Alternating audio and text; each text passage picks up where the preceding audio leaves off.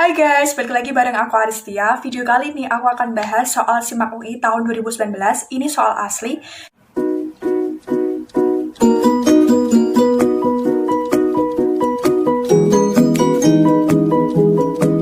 So, bagi kalian, jangan lupa untuk subscribe, like, komen, dan share ke teman-teman kalian sebanyak-banyaknya ya.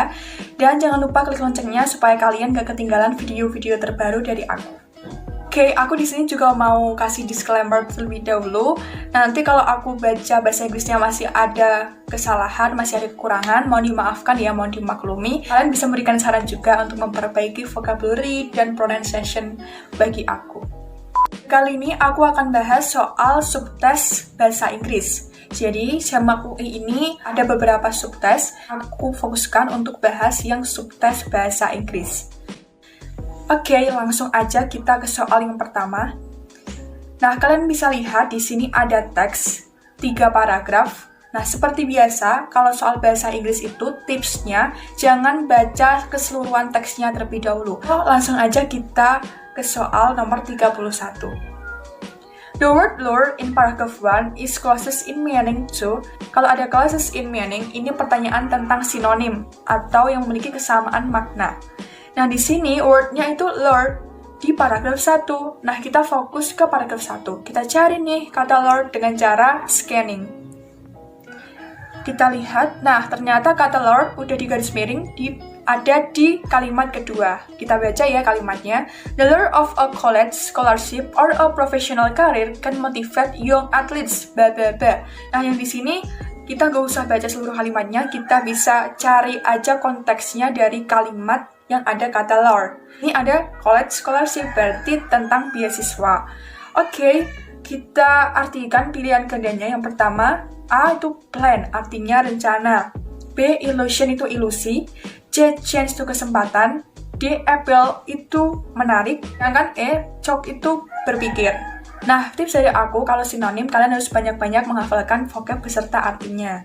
Word lure. Lure itu artinya memikat. Dari option A sampai E, yang memiliki arti yang sama dengan lure, itu yang D, appeal. Appeal itu artinya menarik. Jadi, bersinonim kan kedua kata itu. Jadi, nomor 31 jawabannya yang D. Lanjut, kita ke nomor 32. Kita baca soalnya. The word this in paragraph 2 refers to. Nah, this refers, kata kuncinya itu. Arti soal nomor 32 ini menanyakan kata rujukan. Ada kata this di paragraf kedua. Kita lihat paragraf kedua, langsung kita scanning kata this. Oh, ternyata ada di kalimat ketiga. Going through this can have blah blah blah. Untuk mencari jawaban kata rujukan, kita harus melihat konteks dari kalimat sebelumnya dan tas sesudahnya. Kita lihat kalimat sebelumnya. The change and the age at which they occur can have an impact on a child's sport performance. Intinya, perubahan pada umur yang terjadi pada mereka itu bisa memberikan dampak pada performance child's sport. Jadi pada performance olahraga anak-anak. Lalu setelah kata this, kita baca can have a significant impact on athletic performance. Bisa memberikan dampak yang signifikan kepada performance atletik. Nah, jadi this ini tuh merujuk kemana gitu kan? Kalau kita baca kata sesudahnya, apa yang memberikan dampak yang signifikan kepada performance atletik ini? Kita cari di kalimat kedua. Kita pahami, the change and the age at which they occur can have an impact on a child's sport performance. Amati deh di konteks ini. Ada di the change and the age. Berarti ada di perubahan umur, perubahan usia. Nah, perubahan usia itu, kalau kita lihat pilihan gandanya, A, age, umur. B, impact, dampak. C, puberty. D, change, perubahan. E, occurrence. Nah, kalau kita lihat perubahan umur itu bisa kita simpulkan ke puberty itu kan. Jadi, puberty ini bisa memberikan dampak yang signifikan kepada performance anak-anak tadi. Nah, oke. Jadi, jawabannya yang C. Lanjut soal nomor 33. Which sentence is close in meaning to the last sentence in paragraph T? Artinya, manakah pernyataan yang mempunyai makna yang sama dengan pernyataan terakhir di paragraf ketiga? Kita langsung fokus ke paragraf ketiga, kalimat terakhir. Coaches that are aware of the AGS can help reduce athletic awareness by incorporating specific aspect of training into practice session. Yang diartikan, intinya seperti ini, pelatih itu bisa peduli dengan AGS yang bisa membantu mengurangi itu loh tadi kekhawatiran, keprobleman, kepermasalahan atletik dengan spesifik aspek, dengan aspek spesifik yaitu dalam latihan mereka. Ini kan upaya preventif dari pelatih ya, untuk mencegah tadi problem itu, pelatih memberikan latihan. Nah, kita lihat dari beberapa optionnya, ini kan harus cepat dalam mengartikan setiap optionnya. Yang A, by designing training founded on the knowledge of AGS, trainers can be more aware of possible difficulties in sports. Nah, kalian cari aja kata kunci atau kata yang mengintikan setiap optionnya. Ada difficulties, kayaknya kurang nyambung gitu ya. Lanjut kita ke B.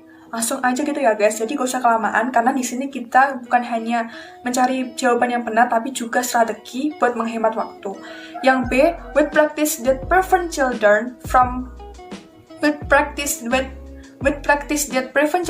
performing outwardly, trainers can assist children to this growth press. Gak ada sih yang tadi kaitannya dengan growth gitu kan, pertumbuhan tuh enggak. Yang C, to help children perform with more ease, trainers should consider the effect of puberty when designing of train routine. Untuk membantu performa anak-anak dengan lebih mudah, pelatih bisa mempertimbangkan efek dari puberti itu ketika menyusun rutinitas latihan. Kayaknya ini nyambung deh ya, kan upaya pelatih untuk mencegah problem tadi atau efek tadi gitu. Lalu yang D, without considering the physical changes undergone by children, trainers cannot prevent them from having difficulties when training. Ada physical change di undergone nggak ada tadi ya. Lalu yang E, since identifying potential problem during children's phase of AGS is necessary to eliminate clumsiness. Nah, nggak ada nih kata-kata yang berkaitan dengan mengeliminasi clumsiness. Nah, berarti udah pasti jawabannya yang C. Lanjut nomor 34. The most appropriate title for this passage is. Jadi soal ini kita disuruh menentukan judul dari teks tersebut. Nah, kita bisa skimming itu baca cepat seluruh paragraf dengan mencari ide-ide pokok setiap paragraf. Nanti kita satuin, kita analisis judul yang tepat itu seperti apa. Nah, kalau kalian lihat pertanyaan yang sebelum-sebelumnya tadi, kalian bisa lihat udah ada kalimat inti dari teks tersebut. Kalau kita skimming, teksnya itu menyatakan puberty pada anak-anak yang memberikan dampak kepada performance-nya gitu kan. Nah, kita lihat dari optionnya. Yang A, adolescent growth, sport, and sport, kayaknya nggak nyambung gitu ya. Yang B, effects of puberty on sport performance. Nah, ini efek dari puberti tadi, dampak puberti terhadap performance sports pada anak-anak. Yang C, the rising popularity, enggak. D, the impact of poor balance and body control, enggak. Yang E, the side effect of specializing in sport on children. Enggak, jadi jawabannya yang B. Oke teman-teman, sekian video dari aku tentang soal-soal SIMAK UI yang udah aku bahas ini bareng-bareng. Semoga bisa bermanfaat. Jangan lupa dukung channel ini dengan cara subscribe, like, komen, dan share ke teman-teman kalian sebanyak-banyaknya ya. Iya, jangan lupa follow juga Instagram aku @aristiafaradiza. Linknya ada di deskripsi. Oke, sampai jumpa di video selanjutnya ya.